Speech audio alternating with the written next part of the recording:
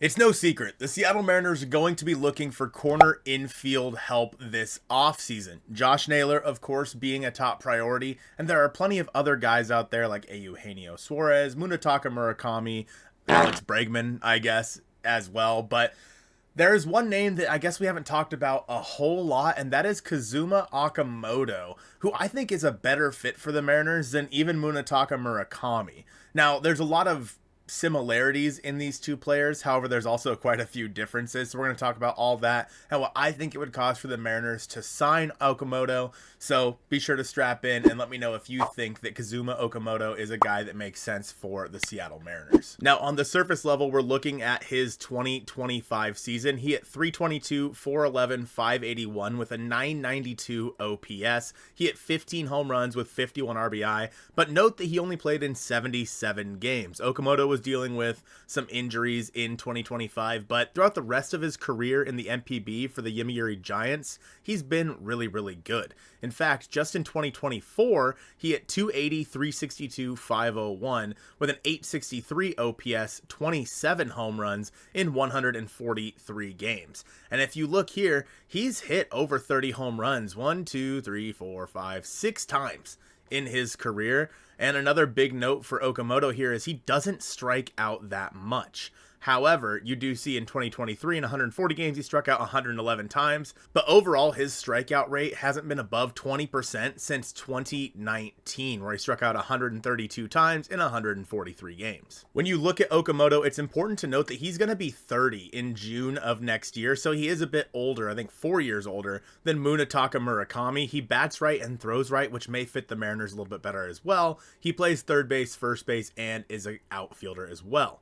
I mentioned that right-handed hitting, right-handed throwing idea simply because the Mariners may be looking for a right-handed hitter instead of another lefty. It's been noted before that if the Mariners bring back, say, Josh Naylor, and they were to go get Munetaka Murakami, there's a chance that the Mariners will be way too left-handed heavy, and that could work out in other teams' favors, especially with the new 3-batter minimum for a lot of the pitchers. I guess it's not that new anymore.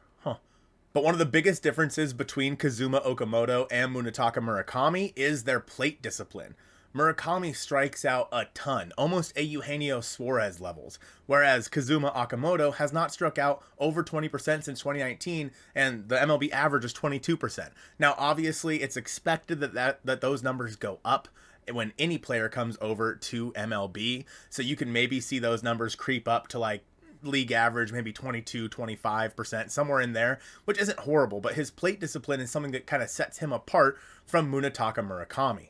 Understandably so, Murakami is the guy that people are going to be pining over this offseason, but he's projected an 8-year, $180 million contract, and frankly, I just can't see the Mariners coming within that range for someone who has never played in MLB before and has a really high strikeout percentage. But again, he's 25 years old, he's young from the Yakult Swallows, so there's going to be an absolute bidding war for this guy who has 70 grade raw power, whereas Okamoto has maybe 60 grade raw power. But 8 years, $180 million for Murakami, who fills a similar role, third base, first base, just doesn't make a lot of sense in my opinion. Now, MLB Trade Rumors has Kazuma Okamoto put at 4 years, $64 million, coming out to roughly $16 million per year, who would probably play third base. He's actually a better defender over at the hot corner than Munetaka Murakami is, so that's something the Mariners could be looking for, especially if they are going to re-sign Josh Naylor. Now, as of right now, I don't believe Okamoto has been posted,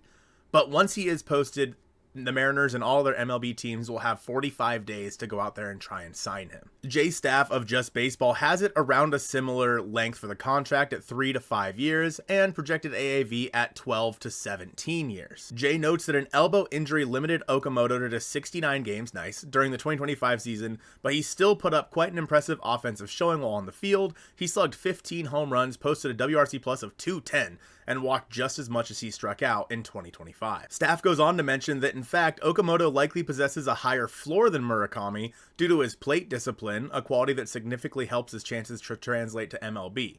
With many teams in the market for a corner infielder this winter, Okamoto is set to become a hot commodity once he's officially posted. But Jay Staff mentions this as well. We all know that Murakami has had a tough time hitting velocity, and it seems like Okamoto has too. Staff says there is some mixed feedback on how Okamoto has handled high velocity to the MPB, leading to some potential concerns regarding his ceiling in a harder throwing league. I don't see this being too much of an issue though, as he's posted a contact rate of 80% against fastballs 93 miles an hour or harder in the MPB. Staff also mentions that Okamoto has been a guy who played basically gold glove defense over there at first base, so he could be a fallback plan for the Mariners if they can't re-sign Josh Naylor. We all agree that Josh Naylor is the guy the Mariners need to look at re-signing, but I think there is a world where you re-sign Josh Naylor and sign Okamoto to go play third base for you, because it's said that he's serviceable. He's not great, but he's serviceable at third base. I think that makes a lot of sense. Now, looking at the two contracts, you're probably looking at a good $30-ish million between the two, so that kind of kills the rest of the Mariners' budget this offseason. But with that being said, there are still some options that they could do, like trading Luis Castillo or Randy Arozarena, etc.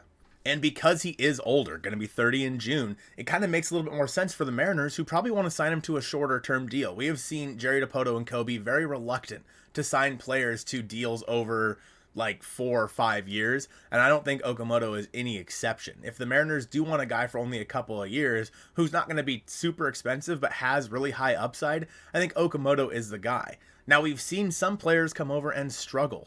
Think of Jung-Hoo Lee, for example. He came over and he struggled to hit velocity.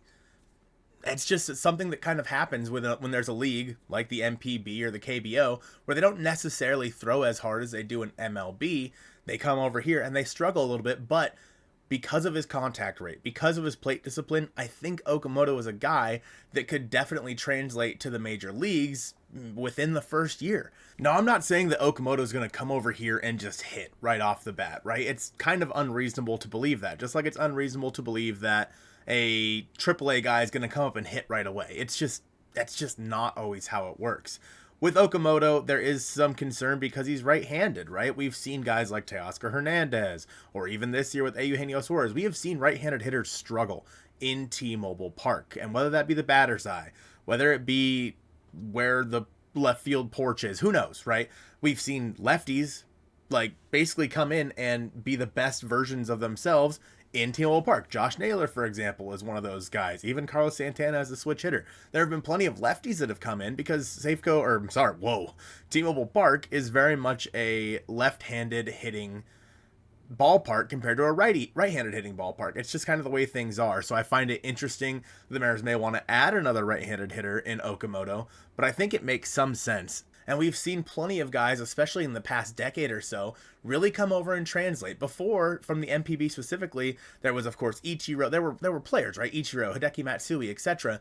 But in the past couple of years, obviously, we've seen Shohei, we've seen Roki, we've seen Shota Imanaga come over and translate. We've seen guys like Yoshinobu Yamamoto come over and be one of the biggest stars in the World Series. The MPB has become like an absolute feeding ground for some of the best players in all of baseball, both offensively and defensively, and the Mariners really haven't taken advantage of that. I think that 2026 might be the year that they finally do it and sign Kazuma Okamoto. But let me know in the comments down below if you guys think that's a good idea and where he should play. I appreciate you guys watching this one, and go Mariners.